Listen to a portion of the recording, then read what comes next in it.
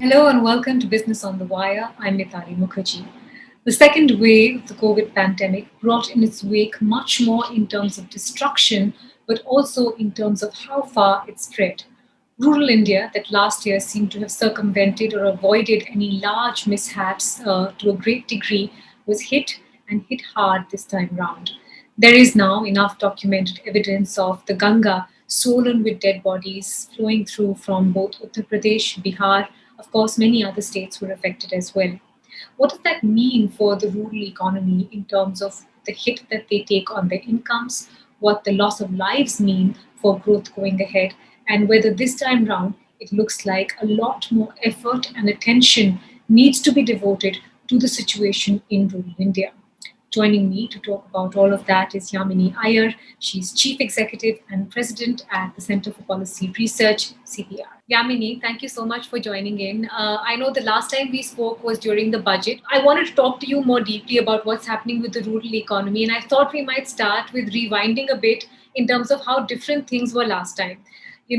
The cases weren't that high. First of all, they had a bumper crop, they had high agri commodity prices. It was almost a Goldilocks period, but it looks very different this year, does it not? It absolutely does. I think the first most important thing for us to talk about in the context of why it's looking different is the fact that it looks like rural India this time round isn't going to be lucky enough to escape COVID.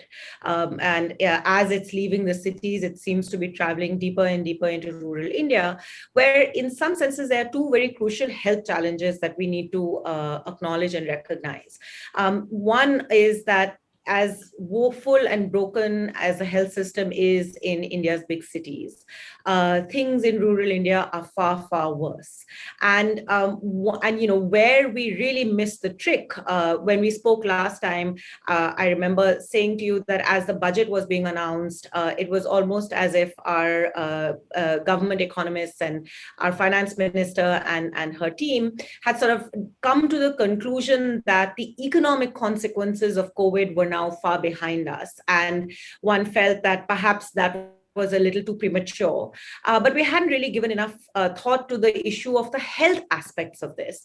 And as the government had sort of decided that economically we were now moving away from relief and on the path to recovery, similarly, we seem to have made the choice that from the point of view of the nature of the health crisis, we were going from the first surge directly into vaccines, and we didn't need to do anything in between in terms of being able to strengthen the capability of the health system to respond to the treatment of COVID as and when COVID may or may not surge. So we saw the worst consequences of that in our cities. You and I sitting in New Delhi, experiencing COVID both personally and with our friends and colleagues, saw how quickly the health system gets inundated and breaks when you have a surge. Now, imagine what it would be like where mostly you have primary health centers that are that are locked up, or rather in lockdown for the bulk of the year.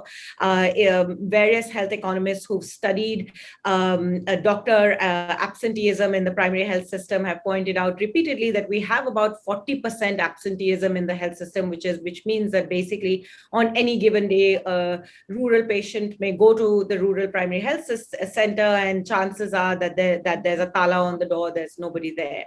So the fact that we never built up the treatment system means that now we are not going to be able to provide the kind of basic treatment that COVID patients in rural India would require, and even home-based treatment, medication, oxygen, those sort of basic elements that are necessary are going to be hard to come by. So that's the first sort of aspect of the health challenge.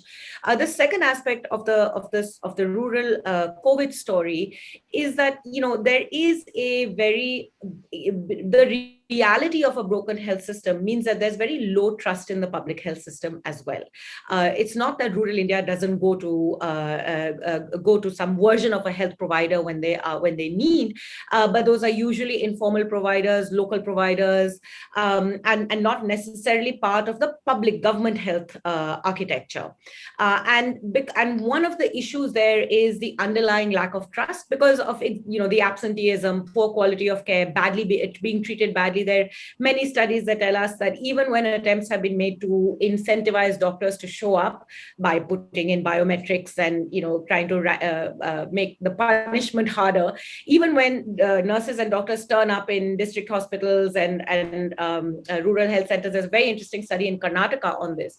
In fact, actually, there were people had a preference to go and seek health in the private sector, and that's not because the quality of health is better in private versus public. Not at all. It's that the lived experience of the public system is one of is one that is so difficult for people because of mistreatment that they prefer to go somewhere else. So in that environment of lack of trust, vaccine hesitancy is a very crucial issue.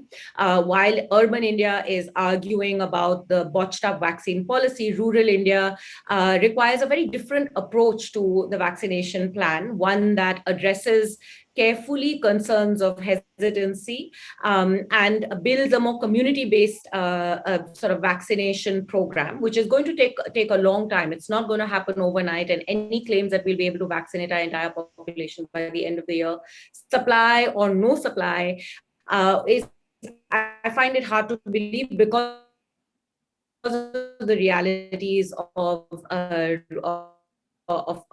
rural healthcare. I want to dwell a little bit about the point that you made on health, and you made 2 points, very important points there, Yamini. But the first one is, what is the cost that these people are bearing? Because 60% of costs for health in India generally are borne by the individual.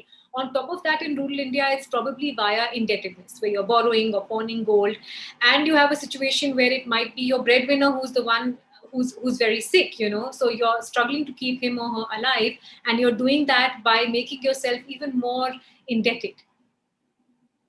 Absolutely. I think there are two issues that are worth recognizing in this context. One specific to health. In the times of a supply crunch, you inevitably see rationing and stockpiling, and therefore the emergence of a black market. We saw it in the cities as well. Costs just ramped up for basic medicines, for transportation, for oxygen concentrators and cylinders, and so on. So that is a very, very real possibility, especially in those parts of rural India which may experience a high degree of surge. That absent a careful pricing policy or putting of price caps, that there is a very, very high chance of pricing and the black marketeering of essential items reaching a point where it pushes those who need it into deeper debt.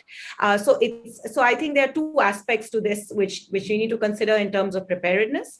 One is to ensure that some parts of the Bombay model, for instance, where a war room was set up and there was effective triaging, ensuring that patients had access to doctors, ambulances, and so on, is done, and that districts and blocks are able to keep stockpiles, which can be then distributed in a way that prevents the kind of black marketing, excessive black marketing, and excessive ration. There will be some. I don't think we can avoid that in a situation of crisis, but preparing for it to ensure that at least the poorest and those who are in deep need don't fall into deeper debt is going to be crucial here. One of the advantages we have in rural India is that the one good investment India made over these last 2 decades in its health system is in building up a very robust network of community health workers. So the ASHAs, the ANMs, the Anganwadi workers kind of work together with the ASHA at the sort of center of it.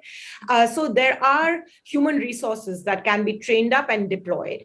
And we also have to get much more innovative about how we use the rural health resource. So as I said earlier, the MBBS primary health center doctor may or may not show up, but the average rural person is going to what we call the informal provider for various kinds of healthcare.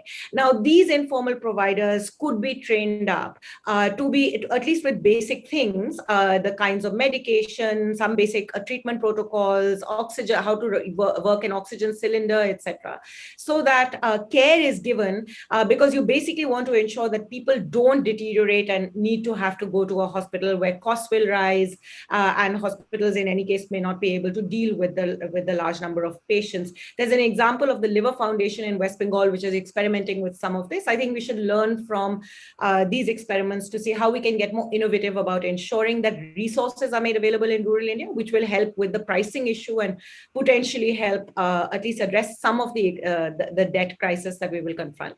The second part of this has to do with the fact that even as agriculture had a good year last year, despite everything, it was the one sector of the economy that showed growth and kept the economy alive, as did rural demand as a consequence. The rural economy was stretched in its own way. There was particularly in in the north and the east, where migrant workers moved back home, employment opportunities were scarce. We can see that in the excessive demand for Manrega, and a lot of surveys household surveys that are coming out now have pointed to the fact that hunger had still not disappeared. So in October 2020, the Hunger Watch survey found that 1 in 3 respondents in rural India pointed out that they had skipped meals either sometimes or often, even in the month of October, which is well out of the worst of the lockdown last year.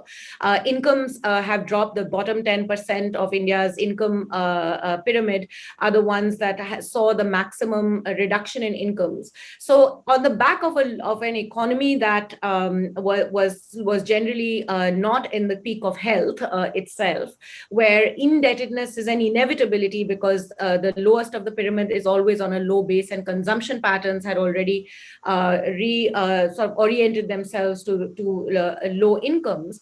A rural crisis, a health crisis, will most likely push rural families into further debt, and that's something we should be very concerned about, which is why all the things I said before about how we need to quickly and urgently build up some amount of capacity in the health system to be able to deal with the treatment aspects of COVID is crucial at this stage. Yeah. Second point about health before we get into economics more deeply, the point you made about vaccine hesitancy, because this has me intrigued and irritated. Yamini, for so many economists last year, when you talked about a vaccination drive that would help alleviate the situation, there was so much chest thumping about how if anyone knows how to do it, India knows how to do it. Look what we did with the polio campaign. I mean, given the data that you just lined out about how high hesitancy with the public sphere generally is, did we not see this coming, and did we not have a plan on how to do this whole vaccine drive, particularly with rural India? I'm not even getting into the fact that there aren't any vaccines available. I'm saying, what did we do to sensitize these people and make them understand the importance of it? So, it is true that we have a good history of running good immunization programs, and polio is a great example. But the one thing that we forgot is that the reason why we do well with some of these things is because we have a genuinely community-led sort of implementation imagination, one that doesn't think of people as sort of last mile consumers that can be fed anything, but thinks of people as genuine participants in a process. And therefore, the foundation needs to be built. And that foundation means that you have to build trust, you have to give information, you have to be more sensitive to what is it that is making people hesitant. None of that necessarily sat in the imagination of our policymakers, perhaps somewhat blinded by the urban global political push, which was vaccinations will be the end game, let's just get them going. We didn't think about what is the most useful and sensible way of rolling out vaccinations in ways that address the concerns of the people that you are actually going to be engaging with. that are going to be part of your vaccination policy. So one of the challenges of a democracy that is in some measure of crisis, which is how I think of our democracy today, is that you forget that people have agency, and that you forget that the most effective policy is policy that involves participation of all citizens. So I don't think that this was even in the minds of our policymakers, or even in the minds of our economists who were pushing for this, because they too were blindsided by how they were viewing the world. Now, even for all of us who have access to a lot of the literature that is coming out about vaccinations and the rollout of vaccinations in different parts of the world, including India, I'm sure we all have a lot of questions. This is the fastest rollout of a vaccination ever in history. It's something to be celebrated, but it's also something to ask a lot of questions of against the backdrop of a disease that we're still learning about. And we too are demanding of government a lot more transparency in that data, right? We would like to know where are the real world trials to understand the long-term consequences of the vaccines as they have been given out, even to the small population in India.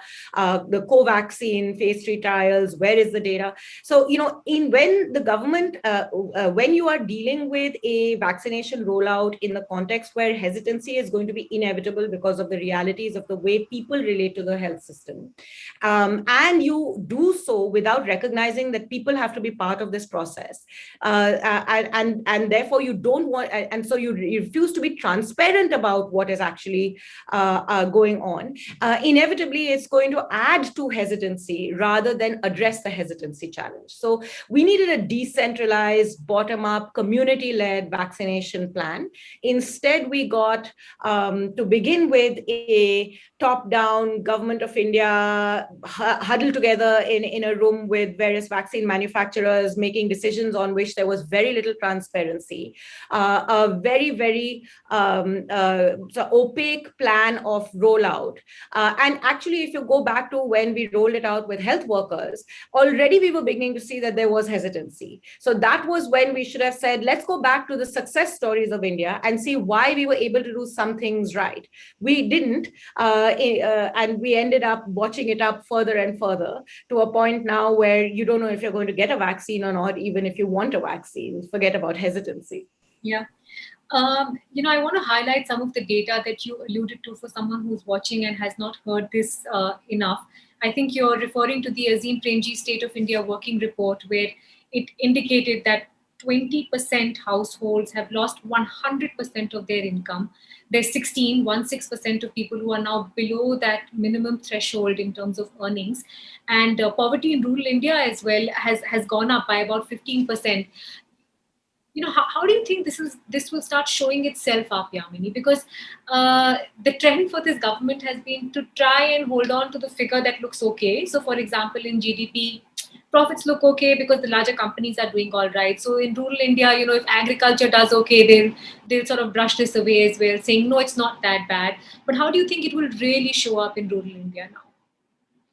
Well, to be honest, it's already showing up. It was showing up before the second wave in the form of shifts in consumption. The Hunger Watch survey also pointed out that I think it was about 71% of respondents had said that they had been a change in the nutritional quality of their daily meals. More and more people were relying on the public distribution system for wheat, rice, and some degree of pulses, but green vegetables, for instance, consumption of green vegetables had dropped. Similarly, other protein-based food intake had certainly taken a little bit of a hit. We also saw it in employment data. Even though rural employment looked relatively healthy compared to urban employment last year, combined, even before we entered the second wave, we didn't actually reach pre-pandemic levels of employment, although employment was increasing relative to the peak of the lockdown. The other very important feature that the Azim Premji University report, that State of Working India report that you referred to, has pointed out was a big hit that female employment has taken, and particularly amongst younger women that had entered the workforce. And while men were able to at least find work and stay employed between August and December in a steady state, women had not been able to re-enter the workforce in the same way as men had, and that again is a big invisible aspect of what the pandemic was doing to the economy as a whole, and no doubt this would also be visible in the rural economy. Unfortunately, we don't have good enough data to be able to disaggregate all of this clearly and make statements. But now, as we enter the second wave, we are seeing two very important things. One, that in fact rural unemployment is slowly beginning to rise in a way that was different to last year. The latest CMI data from May is beginning to show this. That's a very big indicator of something that we need to watch out for. June is the sowing season, so we'll get a better idea of what's happening there. We also were seeing in early data for MGNREGA that was for the month of May that demand was completely outstripping supply. I mean, demand was outstripping supply, even though supply had increased quite substantively and more jobs than ever had been provided under NREGA last year. But clearly, the fact that there is so much demand for work tells you that there's something churning in the rural economy, and we can't afford to be complacent. Now, to add to all of that, the big difference between last year and now is that by the middle of May last year, the government of India had announced the Pradhan Mantri Garib Kalyan Yojana. In fact, even before that, within perhaps a week or 10 days of the announcement of the national lockdown, some announcements were made in the direction of providing some kind of succor and support to the poorest sections of society, the vulnerable sections of society, both in urban and rural. But because our rural social protection architecture is much more robust, inevitably, whatever the government was providing as support was more skewed towards supporting the rural poor than towards the urban poor. We don't have an NREGA in urban India, for example. And we are now today 2 months into the surge, and we said we didn't want to do a national lockdown. I agree. It should not be a national lockdown. Instead, it's been left to states. They're doing what they want. But also, it is now for states to figure out how to provide relief and support. Now, in principle, I'm in favor of that because ultimately, COVID and its economic consequences will vary state to state, depending on how the disease unfolds, and also depending on the dynamics of that economy. So I have always advocated that Government of India should not have run a support program or a relief package. Instead, it should have given funds to states so that states could design it in ways that they felt would be most useful to the people that they serve.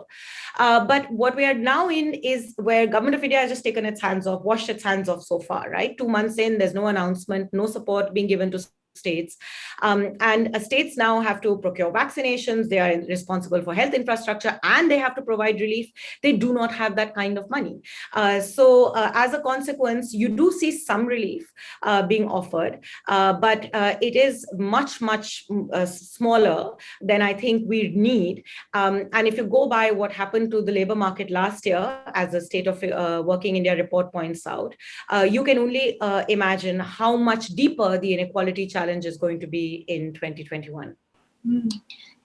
If NREGA is not as helpful as it turned out to be last year, Yamini, and as you pointed out, the non-farm side of growth is going to get pinched really hard. What looks like the most sensible option right now? Because there have been more and more calls for direct cash transfer. Just put money in the pockets of those who need it. Just do it. But that, as you pointed out, has had many problems. One in terms of reaching the actual party who it should have, and secondly, like you said, it's not tailored the best way. How should it be redone this time round? Because this time we do have the benefit of hindsight. We do know what went wrong. What should we be doing right now? Well, first, I do want to say that just like we ignored the need to build a health infrastructure between the first wave and the second wave, so no lessons were learned, nothing was done. No lessons were learned on the economy as far as the support architecture of that economy, support to the most vulnerable and the poor. What we had certainly learned very, very starkly from the images of migrant workers working home last year is that we do not have a social protection floor for urban workers, for the urban poor. And we needed to build that up. All we got was some calls for one nation, one ration card. Some newspaper reports suggesting that there were discussions to figure out if we should have an urban work program, but nothing happened. And so you still have this big gaping hole. We're talking about the rural economy, I know, but it's worth recognizing that we may actually find some fixes for the rural economy, but the challenge of the urban poor remains a very, very significant one. In terms of what we need to do, look, I certainly don't think we should do less Narega. We should do more Narega. That's the one scheme that has proved to be resilient. It has proved to be the backbone of the rural economy because it actually has a lot of spillover effects in the long term that go beyond just the provision of work and the payment that is made to the worker. It also has proven that it has the capability, even in very difficult times, to be elastic. So it expands when needed and it contracts when you don't require that much, when there's low demand. So we need to be able to ensure that we do more Narega. That means that the government of India, which 90% of the funds for Narega come from the government of India. So the government of India needs to signal a willingness to spend as much as is required for Narega basis demand. Even though Narega is a demand-led program, which is what the government will tell you, until the government doesn't signal a willingness to be responsive to the demand, there are inbuilt incentives in the bureaucracy to try and ration demand. So that's a very important thing to remember, that from a policy level, at the highest level, a signal needs to be sent that transmits all the way to the work site, which is we will respond to demand and lack of budget is not going to be an excuse. So first, expand Narega. Also ensure that Narega wages are linked to minimum wages of state minimum wages. Secondly, there may well be many parts of rural India when there is a surge or a surge gets identified because testing is also, of course, low there, where Narega may not be viable because, after all, you do have a cluster of a lot of people on a work site, etc. So we need to be able to be flexible in places where we open work sites and in others where we convert Narega into a cash transfer.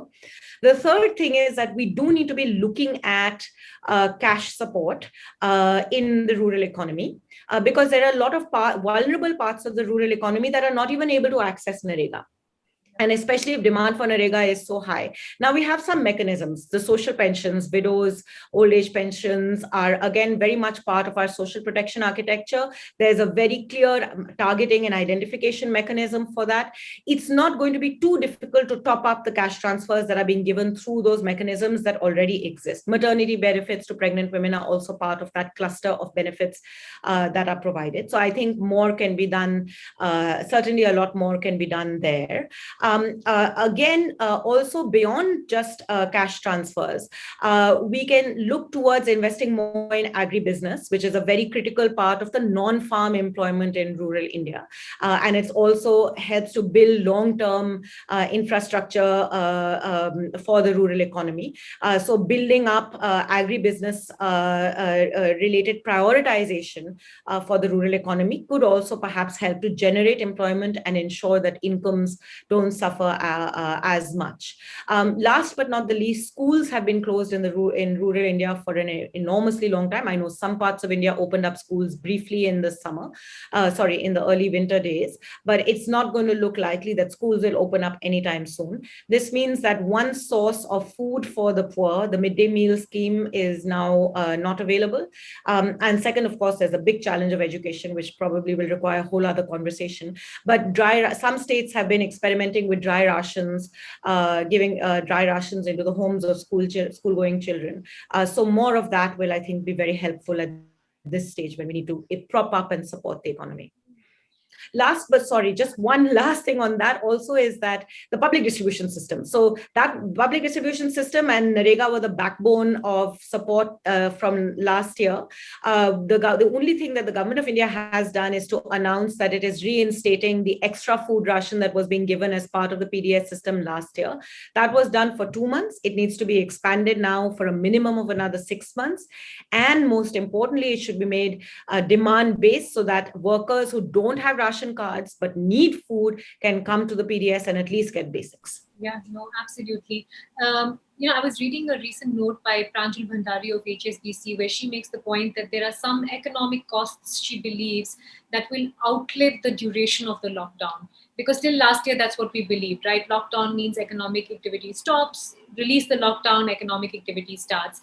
Do you agree with that observation? And particularly for rural India, what do you think, and for the urban poor actually, what do you think the lingering economic costs are going to be, Yamini?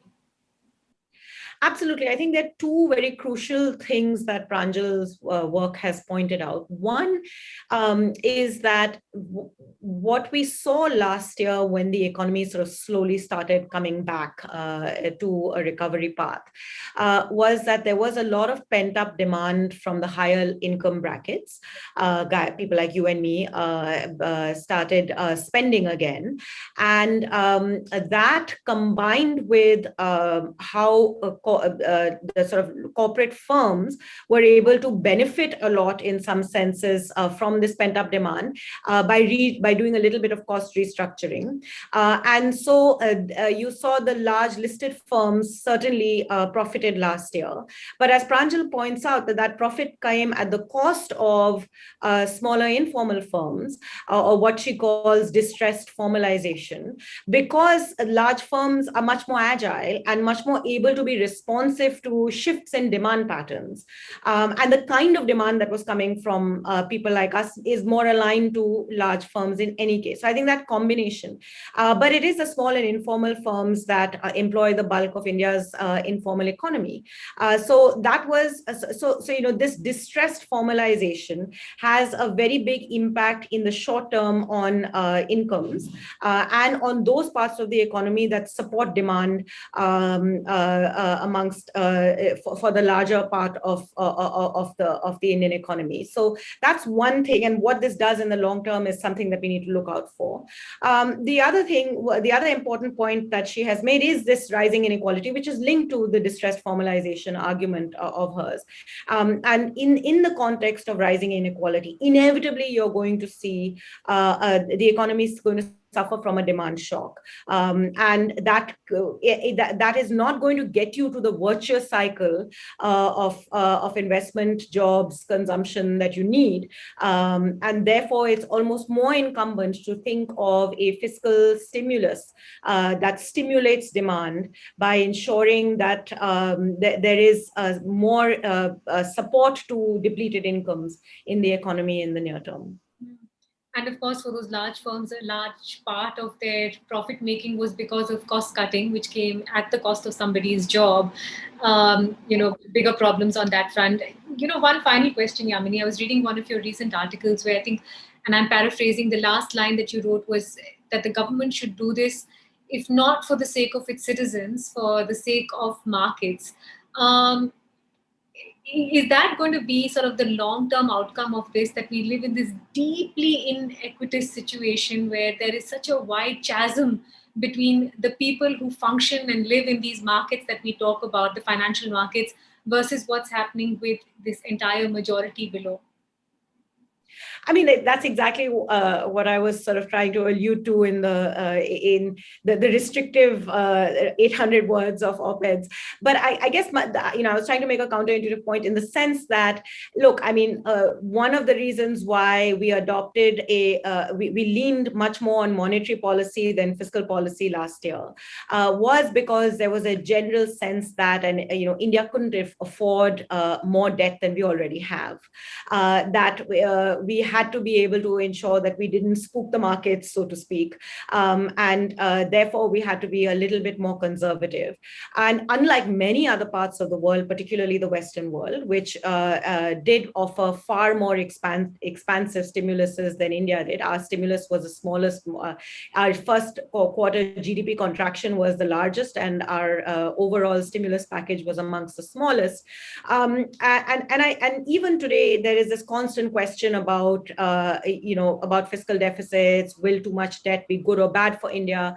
My argument is this: that India is not looking really good in the world from where you want investment. Okay, and if we do not indicate that we are actually capable of looking after the health and well-being of our people, then India will always be a very risky proposition for investment. So if not for the core democratic social contract that we forge with our state, which is that the state should ensure the basic well-being of all of us, then at least for for the markets, because we all get so excited about GDP numbers, you're going to have to fix up your internal house and ensure some basic well-being. Otherwise, in the Indian economy, we ride on the hope that just by virtue of scale, the numbers, and that we are a growing economy despite all the hits that we have taken, that we will always be an attractive destination for investment. Well, I think we need to be a little cautious. And we also should remember that if we can credibly signal to the globe that we will be using our debt, more debt, or we will be putting in more money as public investment for credibly enhancing the value of life and livelihoods of our people, which will thus make us a more credible destination for investment, it can only look good for our economy. The markets will eventually be forgiving, even if we lose some along the way. And therefore, if you're not going to invest in your citizens, at least do it for the markets that seem to be spooking our policymakers so much. I hope they are listening. Many of them seem quite busy with Twitter and a war of words over there, but perhaps it's time to pivot to policy. Thank you, Yamini. It's always such a pleasure speaking with you. Thank you for lining out so many interesting thoughts today.